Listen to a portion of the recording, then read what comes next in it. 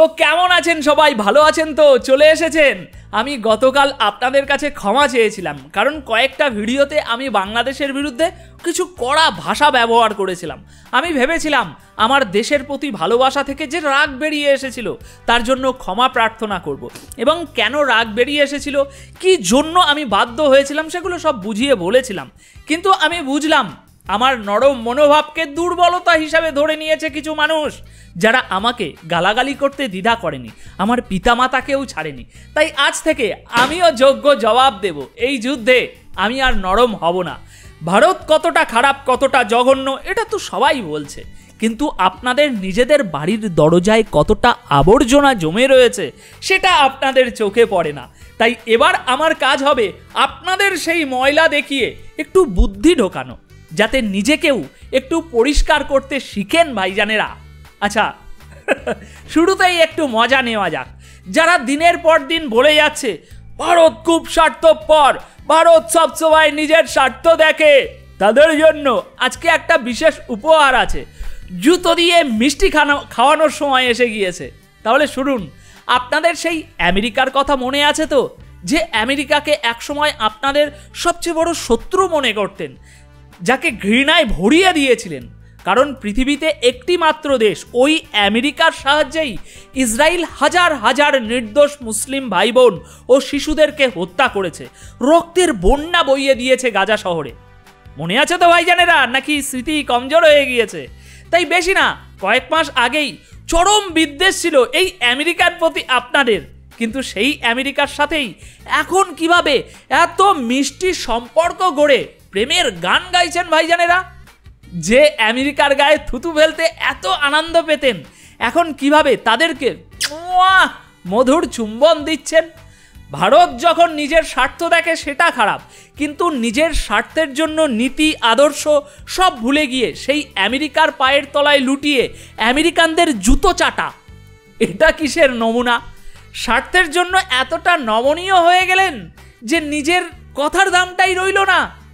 আজকে যাদের মুখে শুধু ভারত স্বার্থপর, তাদের নিজেদের স্বার্থের কথা শুনে হাসতে ইচ্ছা হয়।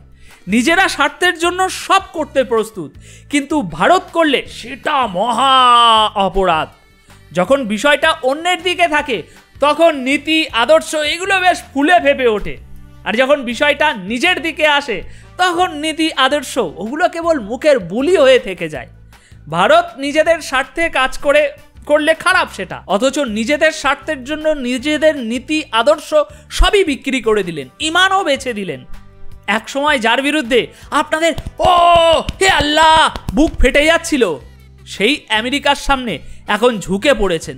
যে আমেরিকাকে ঘৃণা করতেন, এখন তাকে বন্ধু হিসাবে জড়িয়ে ধরছেন। ভারত নিজের স্বার্থ দেখে কাজ করে, আর আপনারা স্বার্থের জন্য নিজেদের নীতি বিক্রি করেন। ভারত তার নিজের দেশের জনগণের স্বার্থে কাজ করে, কিন্তু বেঈমানি করে না। তার জলজ্যান্ত প্রমাণ শেখ হাসিনা। কারণ বেঈমানি ভাইজান আমাদের মাটিতে নেই, কিন্তু এখন আপনাদের দিকে তাকালে দেখছি বেঈমানি আর আপনাদের ঐতিহ্য হাতে হাত ধরে চলে। আর তার জলজ্যান্ত প্রমাণ তো আপনারা নিজেরাই বয়ে বেড়াচ্ছেন। আপনাদের সেই বাবা ভিখারি পাকিস্তান কত বড় বেঈমান সেটা নিশ্চয়ই প্রমাণ করতে হবে না, সারা দুনিয়া জানে, শুধুমাত্র আপনারাই হয়তো জানেন না। আর আপনারা যারা নিজেদের বেঈমানি ঢাকতে গিয়ে ভারতকে দোষারোপ করছেন, তারা যেন নিজেদের চরিত্রের আয়নাটা একবার দেখেন। সেখানে যে চেহারাটা ফুটে উঠবে সেটা দেখে আমি নিশ্চিত আপনার নিজেরই লজ্জা লাগবে, যদি লজ্জা নামের কিছু একটা বস্তু থেকে থাকে। আপনারা কি ভুলে গেছেন এক সময় যখন ইসরায়েল ফিলিস্তিনের মুসলিমদের উপরে নির্মমভাবে আঘাত আনছিল, তখন আপনারা আমেরিকাকে চরম ঘৃণা করতেন। আমেরিকার বিরুদ্ধে কত ধরনের বিক্ষোভ, কত ধরনের কটূক্তি সবই আপনারা করেছিলেন।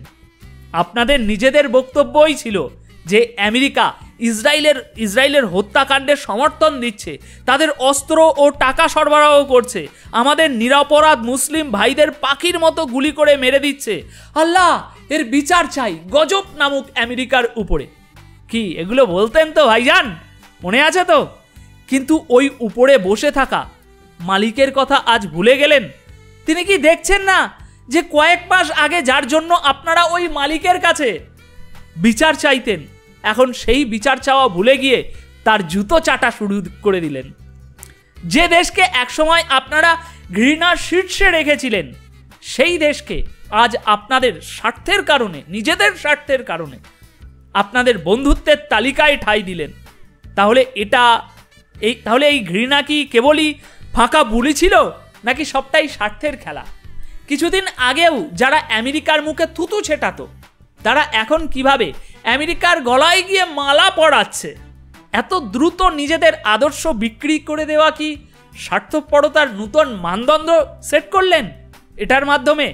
যারা আমেরিকার পতাকা পুড়িয়ে গরম দেখিয়েছিল, তারাই এখন আমেরিকার সাথে বন্ধুত্ব করতে গিয়ে ঠান্ডা বাতাস খুঁজে পেয়েছে।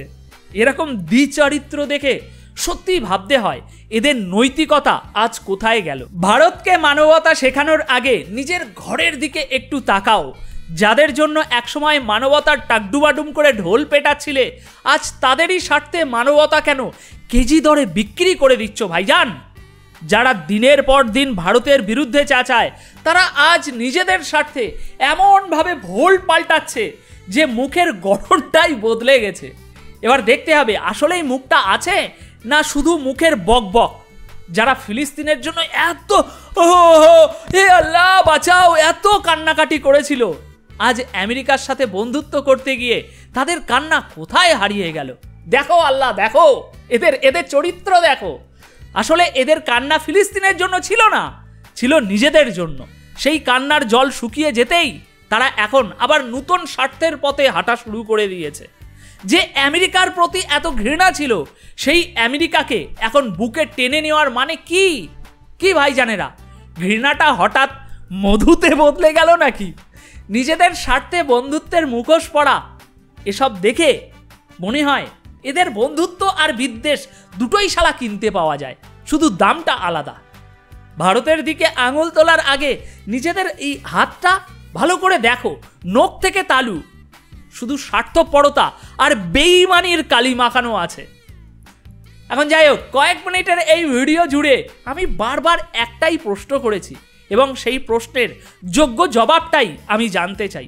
আশা করি আপনারা ভালোভাবেই বুঝে গিয়েছেন সেই প্রশ্নটা কি ছিল এত সময় ধরে। যারা কমেন্ট বক্সে নিজেদের পরিচয় দিতে আসবেন এবং নিজেদের বুদ্ধিমত্তা দেখাতে চাইবেন, তাদের কাছে আমার একটাই অনুরোধ, নির্দিষ্ট এই প্রশ্ন আর আলোচনা ছাড়া অন্য কোনো বিষয় নিয়ে যেন কথা বলবেন না। বুদ্ধির প্রহার করবেন, কিন্তু সেটা যেন সঠিক জায়গায় হয়। অন্যদিকে ঘুরিয়ে নিয়ে গেলে আমি কিন্তু খেলবো না।